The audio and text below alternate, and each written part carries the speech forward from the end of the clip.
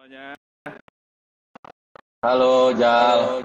Oke, Pak Husen udah bisa dengar suara saya dengan jelas? Jelas, Bung. Jelas. Oke, bung banget nih Pak Husen. Oke. Sebentar setting kamera dulu kayaknya. Sip. Suara gue jelas ya? Jelas, alhamdulillah Pak Husen. Cuman suara gue balik nih. Feedback. Iya, feedback. Kenapa ya? Oke. Pakai headset nggak lo? Pakai udah. Tapi kita tunggu komen dari publik. Kira-kira udah cukup baik belum suara audio obrolan kita dan sebagainya? Semoga udah bisa lanjut. Aduh, udah tanda jempol tuh dari salah satu viewer. Iya, mantul suaranya katanya. Oke, feedback suaranya Bang. Oke, sip. Kita coba dulu deh. Oke. Tes. Oke, selamat malam buat teman-teman yang udah gabung. Terima kasih banyak. Sesuai sama yang udah kita infoin di Instagram baik Aksi Kamisan atau Kios Jokeos, kali ini kita akan ngobrol atau ngaso malam Kamis. Ngobrol asik sore sampai malam Kamis untuk ngomongin konten yang cukup menarik, yakni menguatnya dualisme aparat, baik itu militer atau polisi. Oke, jadi nanti teman-teman juga silahkan untuk join, ngasih pertanyaan ke kita semua. Kita belajar bareng sama-sama untuk ngomongin hal yang penting ini. Kenapa penting? Karena menurut kita dulu reformasi itu kayaknya udah harus bikin kita semua beranjak dari masa-masa kelam dari adanya militerisme ya. Dulu zaman Orde Baru kan identik sama militerisme, bias tuh ngeblur antara pemerintahan sipil dan juga militer, yang akhirnya jadi kayaknya satu badan yang sama gitu, dan imbasnya ke hal-hal yang negatif, kekerasan dan sebagainya, sehingga jadi banyak pelanggaran HAM berat kan. Kayaknya hampir semua pelanggaran HAM berat itu pasti melibatkan unsur militer, unsur negara sih lebih tepatnya, tapi ya akhirnya militer lewat tangan-tangannya gitu yang turun ke lapangan secara langsung. Nah, gejala-gejala itu sekarang makin menguat walaupun kita udah ngalamin reformasi dan harapannya ada supremasi sipil ke depannya. Seperti itu. Nah, untuk itu ngebahas apa aja bentuk infiltrasinya dan bentuk dualisme dan sebagainya, gimana kita bisa menyikapinya, kita akan ngobrol langsung sama Husen Ahmad, peneliti dari Imparsial, salah satu lembaga HAM yang emang concern sama peran serta militerisme ya, baik TNI ataupun juga polisi dalam sepak terjang kehidupan berbangsa dan bernegara. Ini salah satu organisasi yang didirikan juga oleh Cak Munir kalau nggak salah ya. Betul. Ini kaosnya lagi saya pakai juga, Cak Munir. Kebetulan hari ini juga tanggal 26 Agustus merupakan tanggal lahir dari salah satu korban pelanggaran HAM, korban penculikan atau penghilangan paksa, yakni Wiji Tukul gitu. Kita juga masih menuntut terus penuntasan kasus itu, dan saya pikir kita semua masih harus terus kritis dan menagih negara soal penuntasan kasus-kasus HAM berat, termasuk soal penghilangan paksa gitu. Sen, kita udah bisa langsung ngobrol nih walaupun azan ya. Kayak lagi azan di tempat lu ya? Iya. Lanjut. Bismillah lah. Iya, ini kan dalam rangka belajar ya, jadi insya Allah oke lah. Kayak gitu. Sip. Ya nih ada yang komen kuning banget karena emang di atas buat rame kuning nih. Kebetulan lagi di luar juga. Semoga lancar nanti ke depan sampai kurang lebih 1 jam ke depan kita bakal ngobrol-ngobrol. Kalau teman-teman nanti mau nanya silakan di kolom komentar disampaikan aja gitu. Oke, pertama-tama Sen, ini seperti tadi gue bilang kalau emang hari ini itu kayaknya gejala apa yang dulu dilawan di reformasi itu muncul kembali gitu, yakni militerisme ataupun juga kekerasan oleh aparat, represivitas aparat lah. Tapi kita mau lihat kayaknya dari dualismenya dulu gitu. Menurut lu udah seperti apa nih Sen kondisi dualisme per hari ini gitu? Apakah emang itu lumrah atau dibolehkan atau gimana sih sebenarnya konsep dualisme itu gitu? Dualisme ini kita maknai sebagai masuknya unsur-unsur militer baik secara individu ataupun secara instansi ke urusan sipil gitu ya. Kayak misal sekarang penanganan COVID aja, bahkan untuk urusan Iya. sedetail apa namanya vaksin, obat itu melibatkan unsur TNI juga gitu. Dia Gimana Sen? juga akhirnya. Kita butuh pencerahan ya, kita butuh pencerahan nih soal itu nih. Thank you Jal. Jadi salah satu tuntutan reformasi selain dari menghapuskan korupsi, KKN dan nepotisme, salah satu core tuntutannya kan adalah mengembalikan abdi ke barat. Esensi dari mengembalikan abdi ke barat itu adalah menghapuskan peran sosial politik ABRI pada saat itu. TNI Polri dari kehidupan bermasyarakat di Indonesia. Nah, sebetulnya dalam perkembangannya kita cukup progresif ya. Kita sudah punya banyak aturan.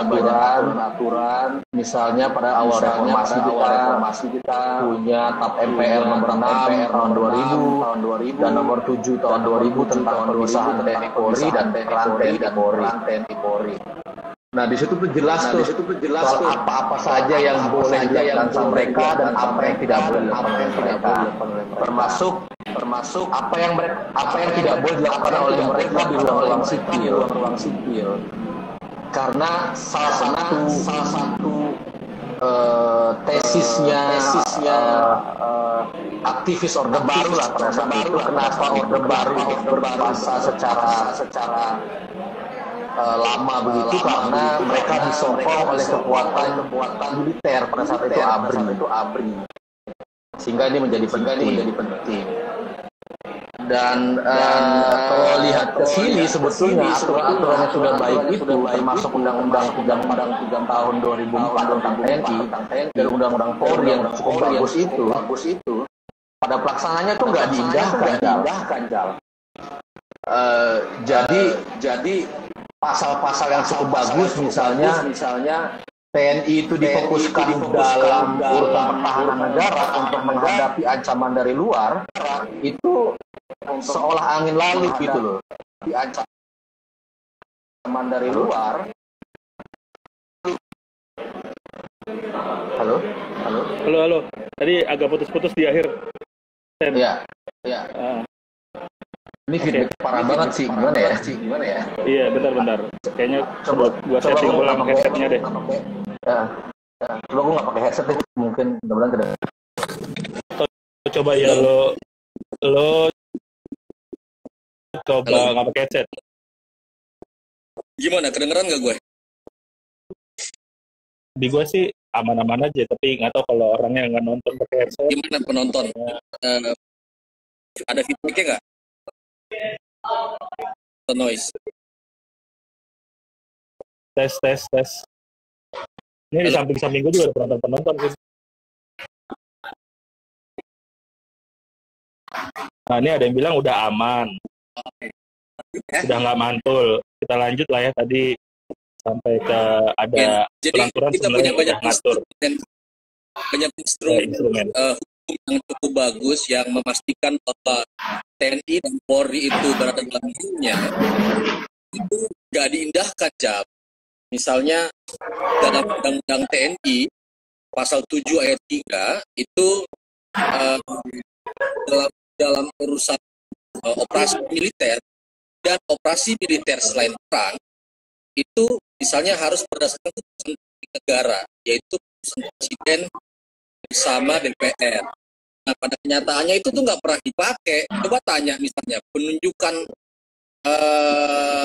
misalnya tentara dilibatkan dalam swasembada pangan. Coba tanya, apakah pernah ada keputusan negara? Nah, itu jawabannya pasti nggak ada, karena memang nggak ada. Atau tentara dilibatkan dalam sosialisasi KB misalnya yang paling absurd ya, nggak ada itu semua itu. Memang aturannya cukup bagus, cukup baik, tetapi tidak pernah dilaksanakan. Dan rasanya makin kesini otoritas sipil itu juga membiarkan dan seolah-olah menarik-narik militer ya, konteks ini militer ya, tentara TNI itu ke ruang-ruang sipil. Tadi Jali sempat sebut soal misalnya penanganan COVID. Kepala Staf Angkatan Darat, misalnya Jenderal Andika Perkasa, yang juga mantunya si itu Hendro Priyono sebut aja, Sen, nggak usah malu-malu. Hendro Priyono itu tiba-tiba jadi wakil komite pelaksanaan pengentasan COVID ya, wakilnya Iya, Erick Satgas gitu-gitu ya. Lah ini kan nggak jelas, gue nggak pernah tahu kalau ternyata TNI juga dilatih untuk nanganin begituan gitu, Jak. Yang gue tahu kan, gue bayar pajak, teman-teman semua yang bayar pajak itu kan mengharapkan tentara kita dilatih untuk menghadapi ancaman militer dari luar. Kok tiba-tiba mereka juga turut dilibatkan urusan-urusan yang sebetulnya mereka tidak punya kompetensinya, seolah-olah tidak ada sipil misalnya mampu dalam konteks menjadi wakil ketua penanganan COVID. Emangnya nggak ada dokter-dokter atau ahli-ahli misalnya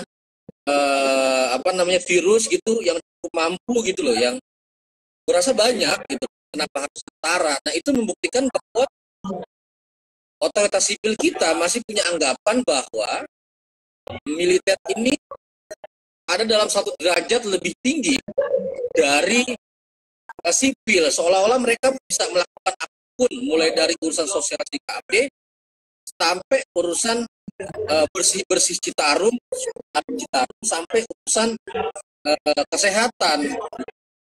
Kalau begitu argumentasinya, bubarin aja sebuah lembaga, kita cukup punya APRI dan TNI aja, nggak perlu ada Kementerian Kesehatan, kan begitu logiknya.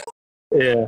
Apa Jadi ini Sen, sorry gue potong ya, apakah emang TNI atau ya otoritas sipil kita, presiden, DPR dan sebagainya, ada salah kaprah konsep atau konteks pertahanan dan ketahanan ya?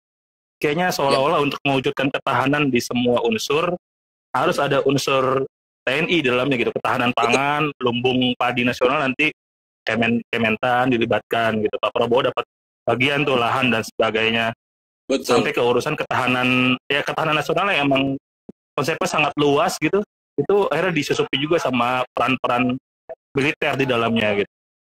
Iya, kalau gue merasa memang bukan hanya salah kaprah, tapi memang itu secara sadar memang mereka itu punya niatan begitu, gitu aja. Entah alasan apapun, publik bisa menduga-duganya banyak. Tetapi memang gue rasa secara sadar, bayangkan misalnya Arya Sinulinga secara sadar dia bilang ada lebih dari 20 komisaris TNI Polri, perwira aktif TNI Polri menjadi komisaris BUMN. Gue nggak pernah tahu tuh kalau TNI Polri dilatih untuk bisnis gitu. Jadi memang secara sadar, tidak hanya salah kaprah, tapi kayaknya memang memahaminya salah. Salah kaprah itu kan maknanya mungkin nggak sengaja gitu loh, karena dianggap lumrah. Tapi memang sebetulnya mereka tahu ini nggak boleh. Karena gue merasa nggak mungkin Pak Jokowi juga nggak ngerti undang-undang TNI misalnya, atau saya nggak ngerti TNI. Mereka ngerti kok, Jam. Memang kayak sengaja untuk gue nggak tahu ujungnya sampai mana, tapi kayaknya memang sengaja gitu. Riset imparsial tuh yang terakhir itu menyebutkan bahwa pada mulanya Presiden Jokowi di tahun 2014 ketika awal-awal terpilih, komitmen dia terhadap hak asasi manusia cukup bagus. Misalnya dia membebaskan Pak Bade, dia membebaskan 6 tapol Papua pada saat itu. Lalu kemudian nggak jadi mengeksekusi tahanan hukuman mati, misalnya napi hukuman mati, cukup bagus. Tapi begitu kemudian dihajar isu soal Ahok pada pilkada Jakarta, dia membalikan dirinya dari komitmennya terhadap hak asasi manusia dan demokrasi kepada militer dan kepolisian. Dan itu kita melihat spektrumnya, militer makin dalam, terutama dalam urusan sipil, masuk juga kepolisian. MOU antara TNI dengan kementerian dan lembaga makin banyak. Padahal MOU sangat dilarang. Nggak boleh tentara itu punya kebijakan sendiri. Dan kebijakan tentara adalah kebijakan negara.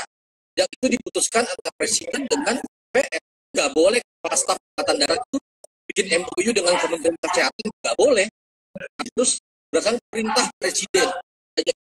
Kemudian kita melihat makin banyak ada komisaris BUMN yang tentara aktif dan TNI aktif. Kita makin lihat banyak kegiatan-kegiatan yang absurd, misalnya pembersihan kali, terlibat dalam penggusuran,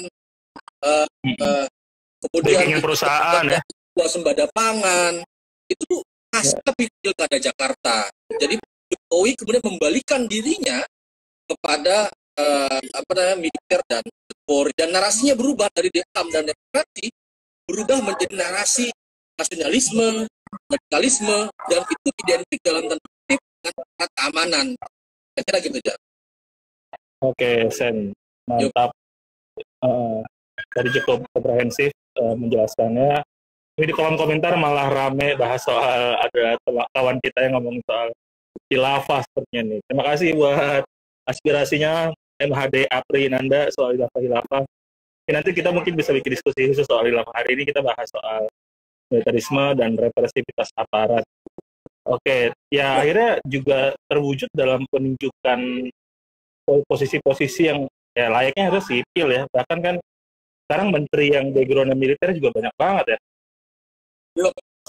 Kementerian Kesehatan Pak Terawan, sorry to say, bahkan dia sama organisasi profesinya aja gitu oleh ID itu udah di blacklist sebenarnya gitu, nggak direkomendasikan. Terus juga ya Kementerian Agama yang juga akhirnya bikin kebijakan kontroversial untuk ya urusan sosialisasi agama juga nanti melibatkan tentara seperti itu gitu-gitu. Ya, banyak lah akhirnya yang ini juga ya, masalah Kementerian Kelautan dan Perikanan juga backgroundnya tentara tuh. Akhirnya ini kita coba ngomongin agak filosofis dan sejarah kali ya. Ini berangkat juga kayak dari emang paham yang berkembang di militer sejak dulu gitu. Kalau nggak salah zamannya Ahana Sution dulu ya yang bikin konsepsi jalan tengah militer gitu. Dan juga ya akhirnya berimbas, akhirnya ada kejadian 65 dan sebagainya, bahwa juga paham teman-teman militer walaupun terusnya mereka sadar mereka masuk militer tuh ada satu hal yang harusnya terlucuti dari mereka, yakni hak untuk aktif di politik gitu. Tapi hari ini rasanya mereka nggak peduli sama pembatasan itu gitu. Gimana Sen untuk membahas dari segi filosofis dan historis gitu? Akhirnya banyak baiknya atau ya malah makin parah sebenarnya negara salah urus gitu dari zaman dulu gitu.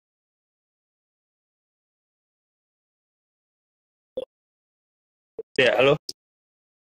Suara lo, Jal. Halo? Halo, tes. Dengar nggak? Cek.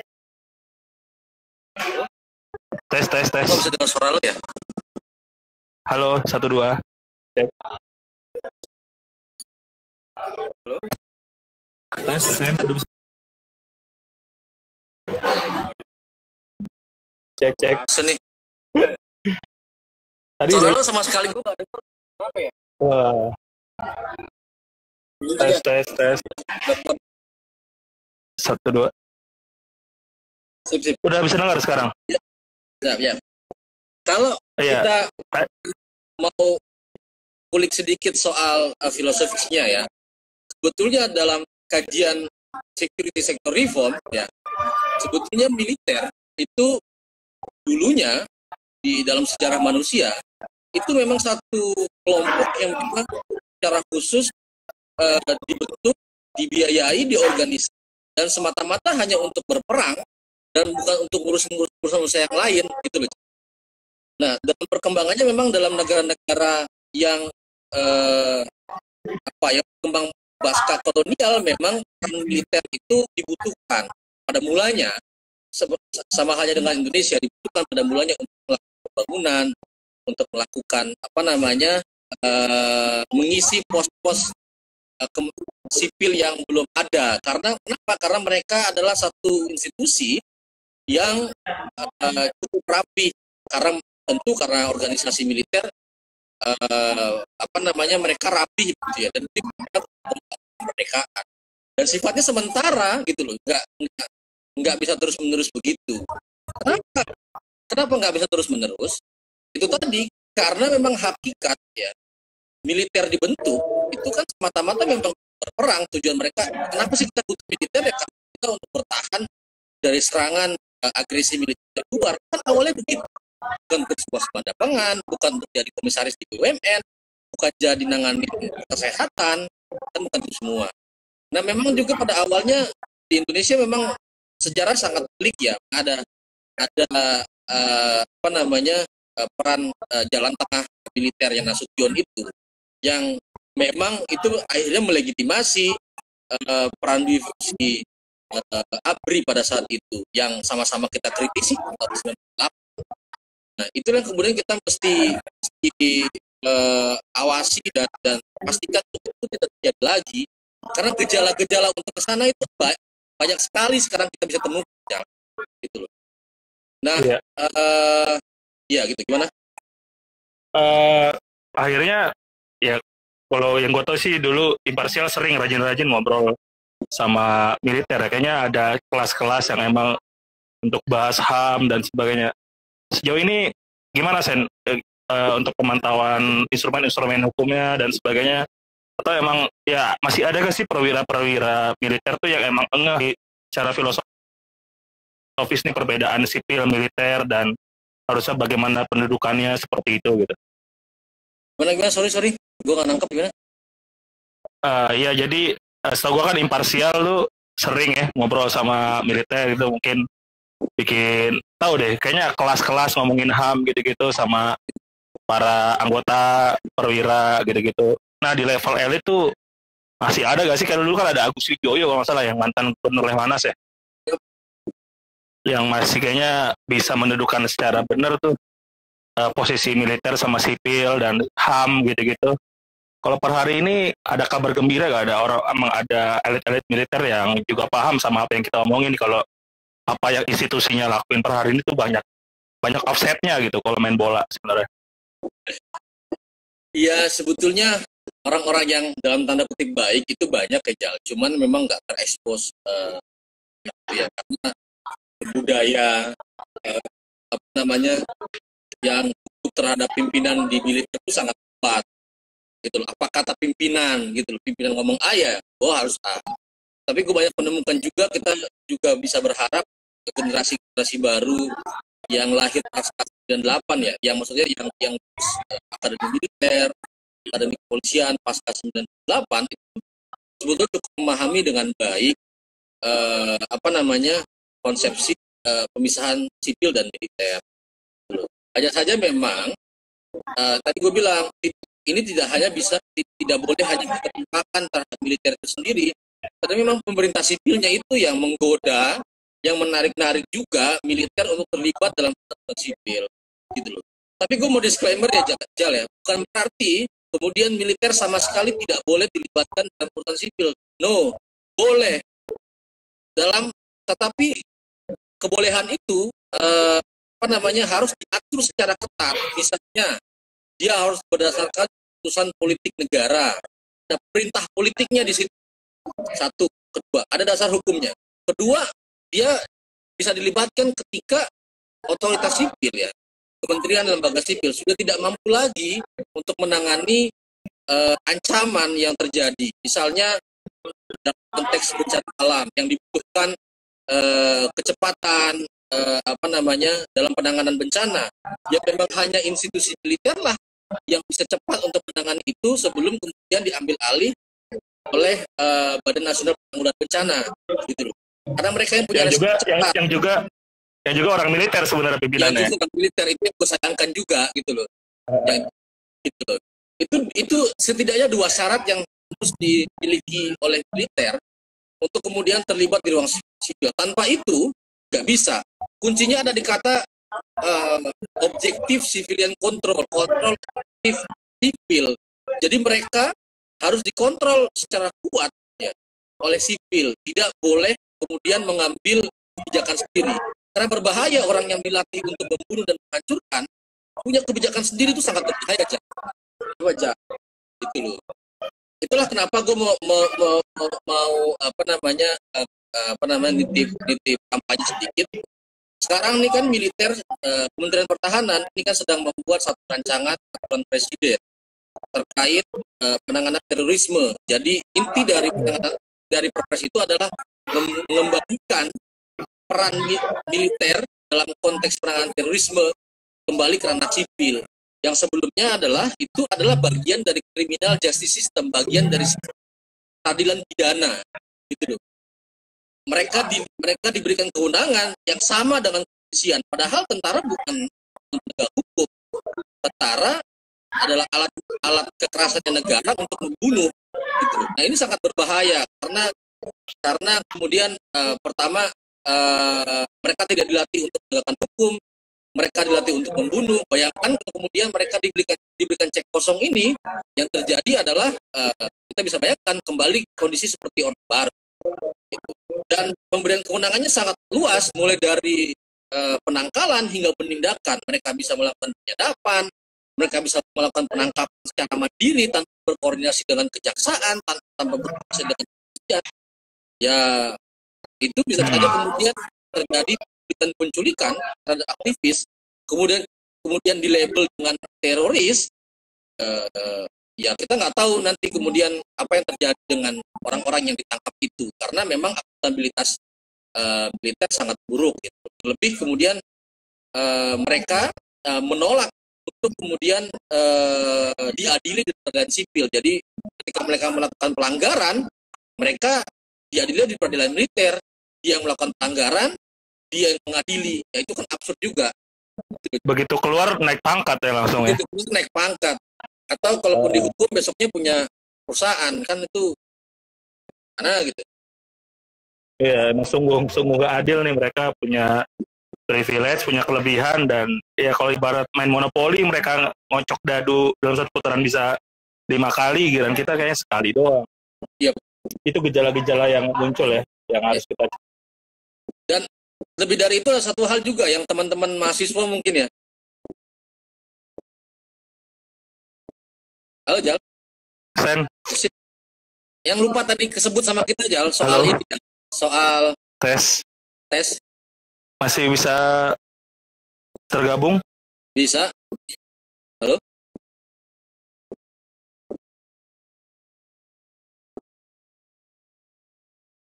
Halo. Apa karena koneksi apa nih? Nggak tahu juga kita. Halo. Oke, kita sip. Dengar ya? Nah, kan banyak nih hal yang tulis soal gejala itu. Gejala militerisme yang paling kentara ya. Mahasiswa itu kan sekarang teman-teman masih bisa lihat dengan misalnya rencana peta kerjasama dengan pendidikan terkait memasukkan satu pendidikan militer di perguruan tinggi. Udah deh, kita nggak usah menghubungi diri, karena sebetulnya pemerintah hari ini memang menuju kepada militerisme gitu loh. Itu nyata sekali gitu. Iya, bahkan ada wacana aktivasi komponen cadangan ya. Iya, padahal ya entah kita akan kayaknya berperangnya malah sama rakyat sendiri, bukan sama negara lain gitu ya. Kita punya pengalaman itu juga dulu sipil dilatih menjadi orang militer, akhirnya jadi Swakarsa di Timur, di Jakarta. Iya. Kita punya pengalaman itu, jadi kita punya alasan untuk takut sebetulnya dengan ancaman militer ini. Karena iya, nyata. Tragedi Semanggi 1 itu juga berhadapan-hadapan ya antara kelompok pro demokrasi, mahasiswa sama aktivis, dan juga Swakarsa ya, yang basisnya agamis dan emang dilatih dengan bambu runcing dan sebagainya waktu itu, barang-barang semuanya. Oke, sip. Ini coba kita respon dulu, ada berbagai input dari penonton kali ini. Ini ada yang nanya dari Cynthia Jun, semoga masih tergabung. Sen, dia ngomong kalau lebih fokus tupoksi dari TNI itu sendiri untuk negara ini, kedudukannya seperti apa, job desa TNI bagaimana. Karena menurut dia, menjaga keamanan negara itu penting. Tapi jangan sampai manuver-manuver TNI jangan sampai menyakiti sipil. Ini sesuai sama yang tadi kita omongin ya. Iya, kalau ngomongin soal job desk ya sebenarnya tadi gue sempat singgung ya.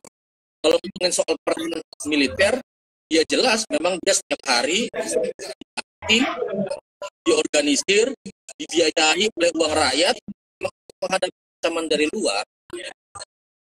Jadi keamanan kita bedakan keamanan dalam skala besar dengan keamanan dalam skala kecil. Keamanan dalam skala besar itu adalah keamanan untuk menghadapi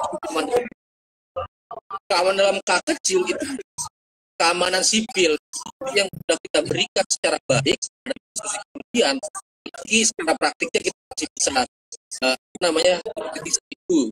Tapi secara teori operasi memang memisahkan peran alat pembunuh dengan peran perlindungan terhadap masyarakat. Kalau kemudian alat membunuh ini kemudian diberi peran untuk mengurusi keamanan dalam negeri, maka musuhnya cenderung masyarakat sendiri. Karena mereka dilatih ketika menghadapi suatu ancaman, maka hanya dua, terbunuh atau dibunuh. Gitu. Ketika mereka mulai diberikan peran yang jauh ke dalam masyarakat sipil, maka yang akan menjadi musuh itu adalah masyarakat sipil. Secara teoritis begitu dan secara militer begitu. Oke.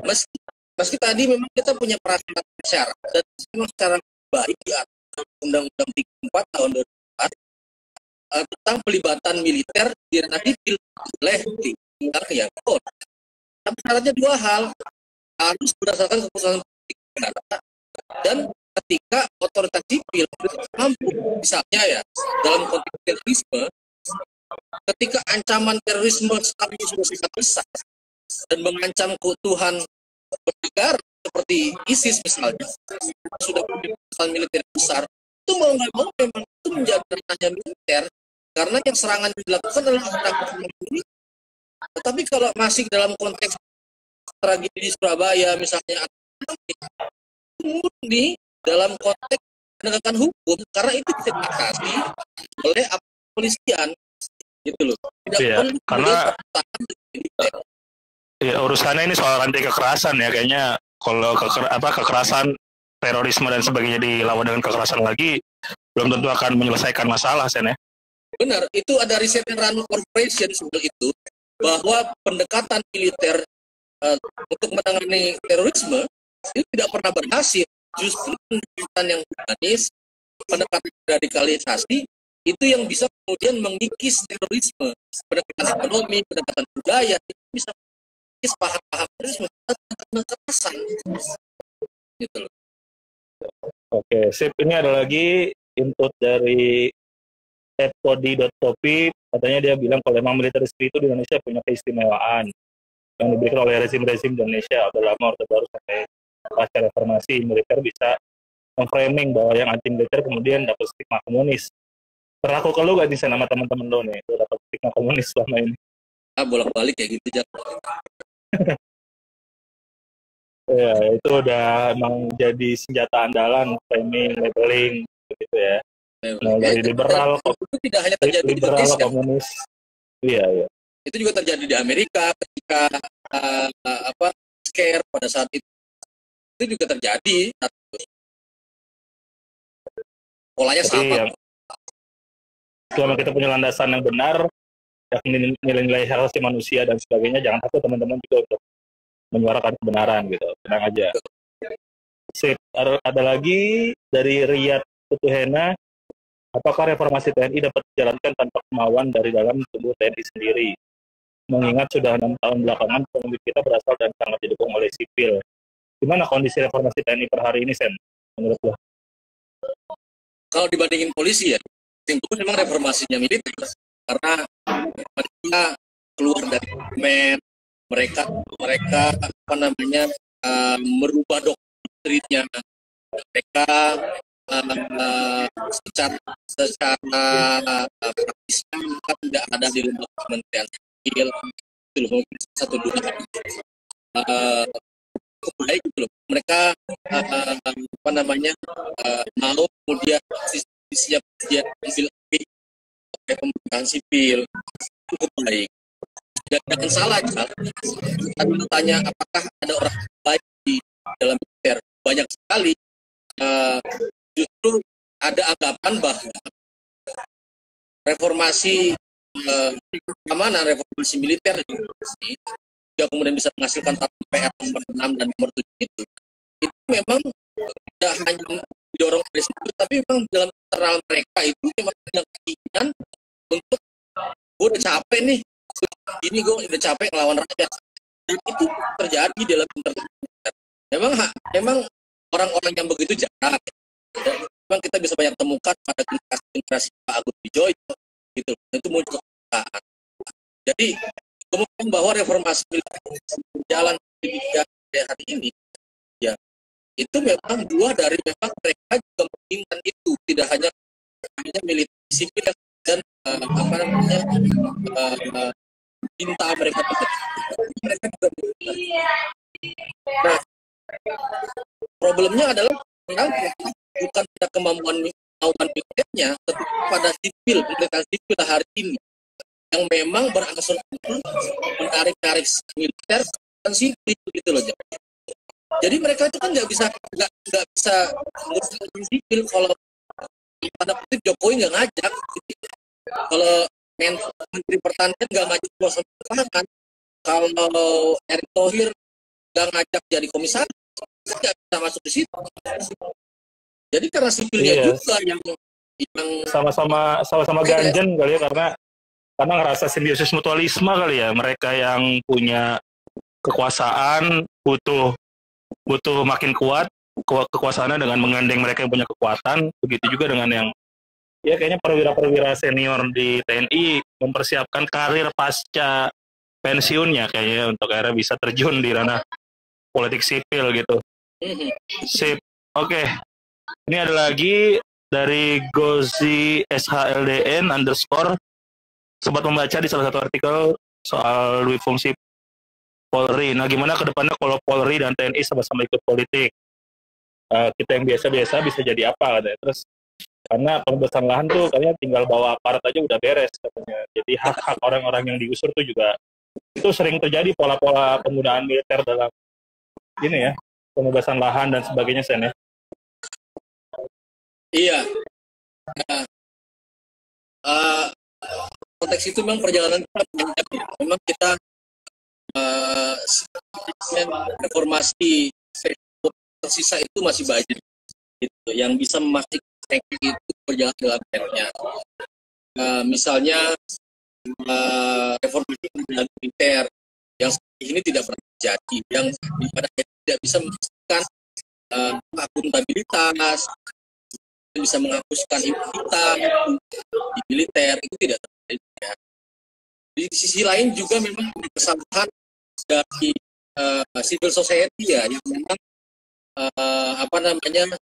tidak memahami problematisme gitu, yang kemudian merasa bahwa yang terjadi dalam konteks reformasi sektor keamanan ini sudah selesai.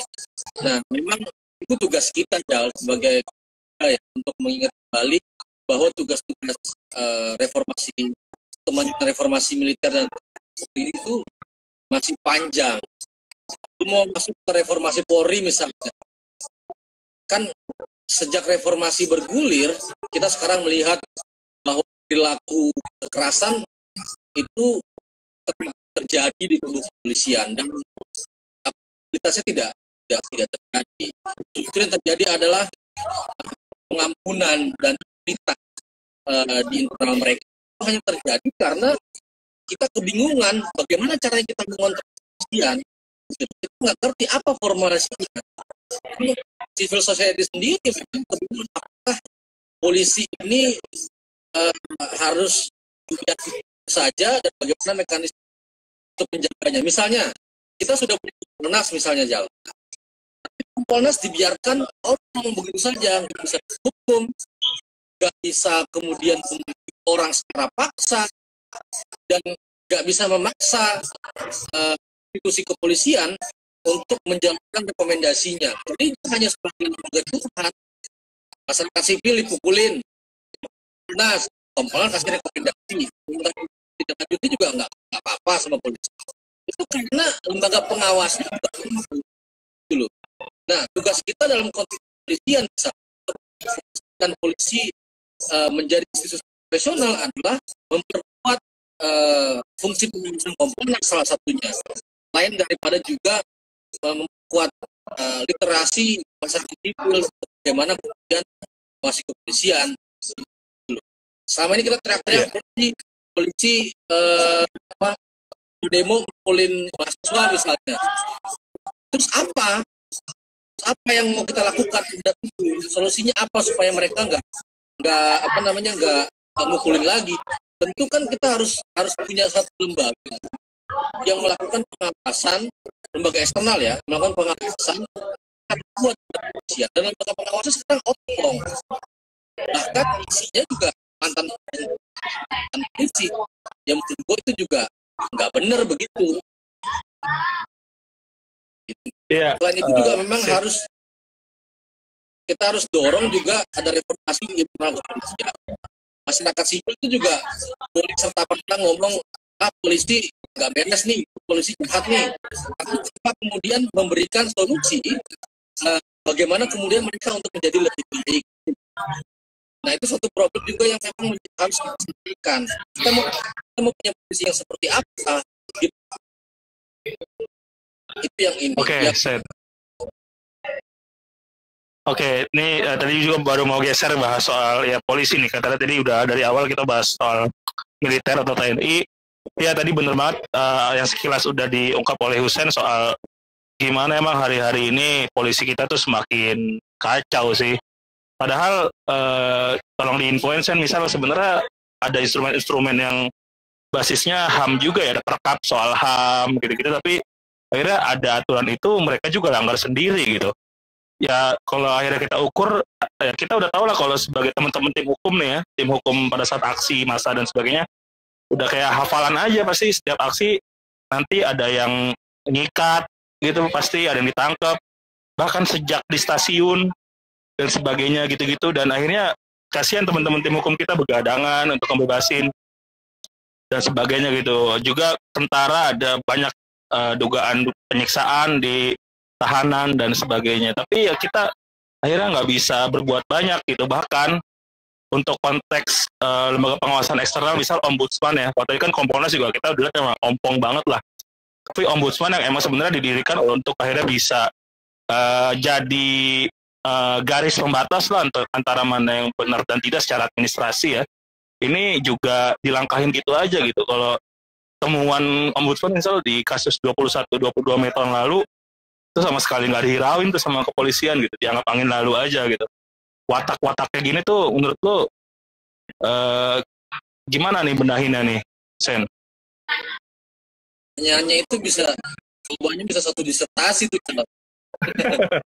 Tapi misalnya kita urai satu-satu ya, misalnya dalam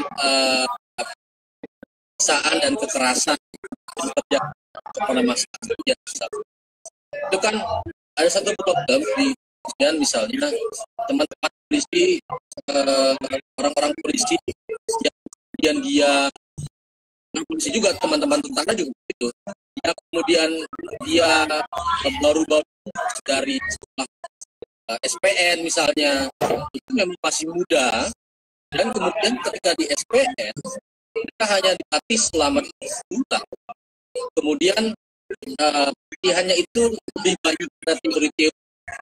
Nah, itu sudah ketinggalan zaman. Materi-materi kelas-kelas SPN, sekolah polisi negara, itu udah ketinggalan zaman. Polisi dunia itu sudah berubah, sudah bergerak dari belajar teori lebih pada pelatihan vokasional. Misalnya pelatihan kayak seperti menangani aksi misalnya, karena menangani bagaimana menangkap orang yang tidak menyakiti misalnya. Polisi ini sudah bergerak ke sana, dan Indonesia mesti didorong ke sana juga. Memang harus ada yang kemudian mendorong kepolisian untuk Jelas lu stop ngomongin teori kelas, lu belajarnya vokasional aja seperti ini. Nah ini jadi belum juga di mereka, karena sebetulnya kalau tanya mereka, tanya deh, ngerti nggak sih bagaimana, nggak sih ada perkab HAM misalnya, nggak tahu juga jauh gitu. Karena teori-teori itu juga jadi lalu saya ketimbang ngomong teori, lebih baik kemudian mengajarkan bagaimana kemudian menangani satu masalah yang sesuai dengan HAM dan demokrasi. Nah itu yang kita dorong, itu dalam konteks pembangunan demokrasi. Kedua adalah polisi dunia itu sudah bergerak, polisi-polisi di negara-negara maju itu sudah melakukan infrastruktur aparatnya secara baik. Misalnya di Amerika ketika orang mau menangkap orang harus ada videonya, mereka dibekali dengan satu kamera misalnya. Nah Indonesia kan nggak sampai begitu. Coba udah perhatiin, nggak ada itu kamera, karena justru digunakan untuk apa namanya, antara muka-muka orang yang dalam dianggap sebagai musuh, bukan untuk kemudian mengawasi bagaimana perilaku.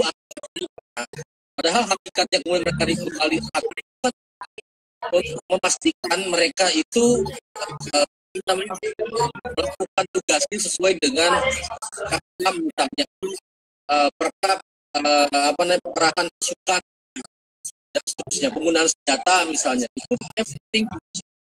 Nah konteks ketika teman-teman tangkap di dalam misalnya, kita juga lemah. Ketika teman-teman disidik oleh penyidik, teman-teman kita yang kemudian tangkap itu kemudian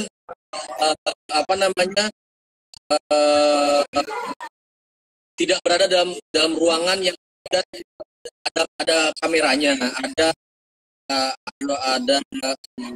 CCTV-nya misalnya. CCTV bahkan dihalang-halangi dari dampingan kuasa hukum ya, Sen. Betul. Kali kemudian melengkapi infrastruktur bisa mencegah praktik. Itu kemudian mereka menghalang-halangi kemudian sebagai hukum. Nah, ini sama sekali nggak boleh. Jadi dua hal, satu kultur dan soal infrastruktur itu berpengaruh terhadap budaya kekerasan dan budaya kebiasaan di lingkungan kepolisian. Iya, padahal jargonnya kan promoter ya, Sen ya. Maunya itu modern katanya ya, tapi masih kuno banget ya per hari ini kayaknya. Promoter lagi kan udah ganti. Iya nih, polisi, aduh.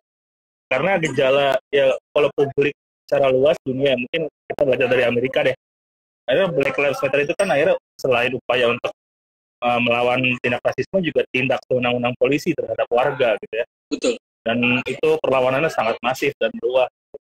Nah, di Indonesia walaupun sudah cukup aware juga sebagian besar orang, tapi kayaknya perlu juga menunjukkan sering-sering ngebahas soal hal ini gitu, karena semakin kacau dan fatal sih. Kayak yang terbaru aja di Makassar ada salah tangkap dan setelah dipukulin bertubi-tubi habis remajanya gitu di Makassar, tapi ternyata salah tangkap. Itu metode-metode yang sering banget terjadi gitu di penanganan hukum kita.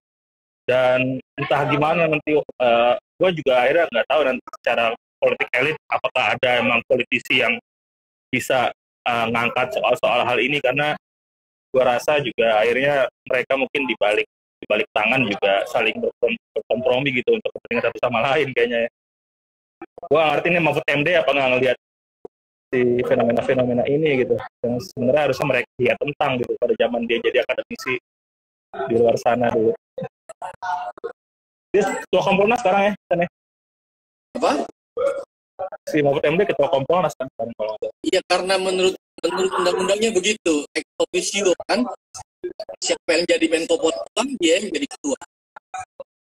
Dan harusnya dia bisa mengubah banyak hal dengan wewenang dia sebagai ketua Kompolnas, tapi setelah hampir setahun dia menjabat kita malah ngelihat gejala yang memburuk. Harus kita advokasi sama-sama, jangan kita perlu Kompolnas menjadi lembaga independen yang berasal dari civil society yang punya kewenangan yang cukup kuat untuk memberikan antara apa polisi-polisi dihukum.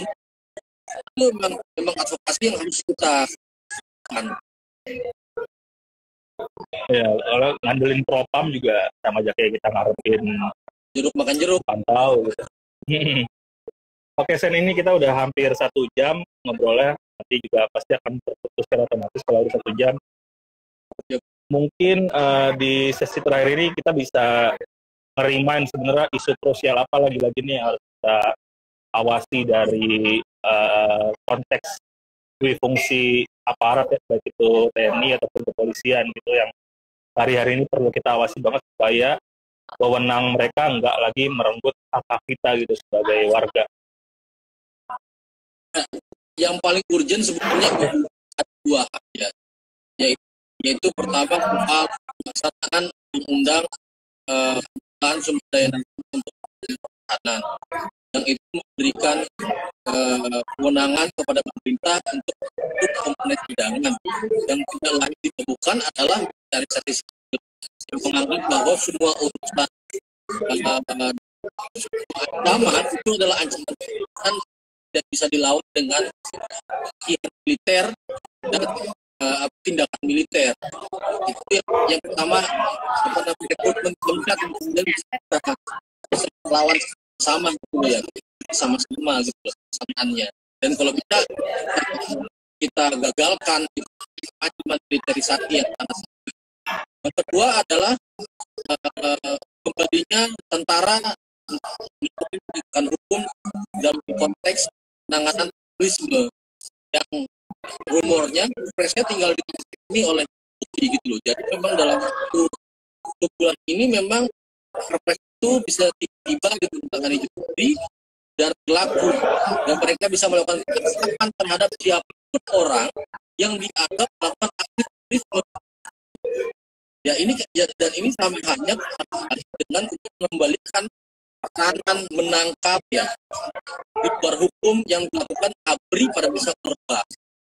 Dan sayangnya memang isu ini tidak cukup naik di publik karena mungkin tertutup dengan isu-isu yang lainnya gitu. Jadi memang ada isu bahwa perpres ini dilakukan ditangani di tengah-tengah orang sedang sibuk pada isu ekonomi dan kesehatan gitu. Ada yang menolak gitu loh. Padahal kalau dalam waktu yang biasa-biasa saja apa itu banyak yang menolak. Dan Kemenhan sangat ngotot dia untuk perpres ini jadi kewenangan ini, dan kewenangan ini bertentangan diri dengan undang-undang TNI. Oke, semoga ini jadi PR bersama bagi teman-teman yang dengar juga nih, untuk bisa sama-sama kita makin kritisi wacana-wacana yang emang ngeri banget sih. Bisa jadi ntar kita ngobrolnya nggak di Instagram Live lagi, Sen, tapi ya di tempat-tempat yang sangat nggak enak bagi kita pastinya nanti. Karena saya ingat dulu Kamisan juga ya sempat salah satu oratornya yakni Pak Robert ya, dosen dari UNJ, ngomongin ABRI juga. Akhirnya kita tahu sama tahu dampak yang dia rasakan seperti apa. Tapi jangan bikin takut teman-teman. Lagi-lagi kalau emang kita punya landasan yang kuat demi kepentingan kita semua, kita harus tetap perjuangkan. Oke, terima kasih buat teman-teman yang masih stay tune. Nanti juga masih bisa ditonton di Instagram TV-nya Aksi Kamisan. Terus juga nanti kita kemungkinan akan bikin obrolan ini lagi, Sen, dengan lebih komprehensif mungkin dengan podcast dan sebagainya, agar semakin banyak orang tahu dan semakin banyak orang aware kita mau melawan soal hal-hal yang penting ini gitu. Karena emang ngeri banget sih, gue nggak tahu Indonesia punya tagline Indonesia Maju atau Indonesia Emas 2045, tapi gue nggak ngerti paham maju dan emasnya di kepala para negarawan, ya so-called negarawan tanda kutip hari ini tuh kayak gimana gitu. Kalau lo menurut lo Indonesia Maju dan Emas tuh seperti apa, Mas? Ya Indonesia emasnya cuma oligarki sama jenderal nakal. Ya warga kok bagian emas yang harganya makin mahal nih. Ubahnya doang. Makin mahal. Mas kawin jadi agak-agak susah di sana. Iya. Tapi Jadi gue curcol lagi. boleh disclaimer nggak, Jal? Atau Oke. sebetulnya teman-teman cari pun ya, teman-teman yang selama ini mengkritisi dan tentara itu bukan bukti keamanan, bukan. Betul. Bukan kita benci TNI, kita benci polisi. Justru sebaliknya, kita kemudian sayang terhadap mereka. Yang itu dibuktikan dengan mendambakan mereka itu bisa bekerja sesuai dengan relnya. Jangan lagi kemudian tentara yang dan seharusnya itu secara gagah gitu ya, ada ancaman dari luar, kemudian ditarik-tarik untuk KB, ditarik-tarik untuk petani dalam suasana pangan. Nah, itu yang kita tidak inginkan. Kita ingin mereka fokus terhadap tugas-tugas utamanya, sehingga mereka menjadi tentara yang profesional. Sedangkan dengan politik fokus dalam penanganan, bukan terlibat di dalam misalnya menjadi karir, itu jauh sekali dari tugas-tugas mereka. Menginginkan mereka yang profesional, mereka yang sesuai dengan harapan konstitusi ya. Oke, benar tuh, itu hal yang penting banget bahwa dia seperti layaknya yang Munir perjuangkan dulu juga ya. Emang ya kritik terhadap TNI ingin mengembalikan ke fokus sebenarnya dan justru ingin mesejahterakan TNI sebagaimana mestinya, tapi ya kita sama tahu apa yang akhirnya menerpa sosok Munir gitu di hari-hari itu gitu. Semoga juga bisa terungkap karena sebentar lagi bulan September itu bulan peringatan kematiannya almarhum Cak Munir tanggal 7 September. Oke, sip Sen, thank you banget atas obrolannya, seru banget. Nanti lagi kita perlu untuk mempersering obrolan-obrolan soal ini untuk semakin banyak orang tahu. Teman-teman, terima kasih banyak udah mau menyimak. Kayaknya sih setelah teman-teman tahu, teman-teman juga udah bisa sharing ke semakin banyak orang tentang obrolan ini, karena lagi-lagi ini juga sangat mendasar dan sangat penting untuk kita sama-sama kritisi ke depannya. Oke, sampai ketemu di kesempatan berikutnya. Kalau aksi Kamisan masih belum berlangsung secara offline karena masih situasi pandemi dan riskan bagi para keluarga korban sebagai stakeholder utama dari aksi ini, teman-teman masih bisa terus berpartisipasi untuk memajukan isu HAM dan sebagainya lewat media sosial. Follow akun Aksi Kamisan, follow juga Imparsial, juga ada di Instagram @imparsial Sen, dan di Twitter juga gitu.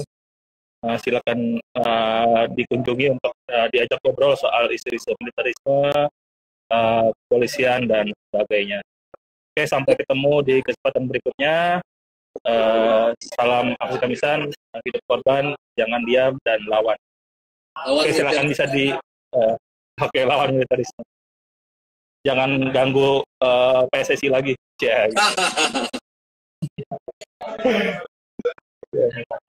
Oke. Bisa di end terus di share di IG Live ya. Oke, sip. Thank you ya. Oke, yuk.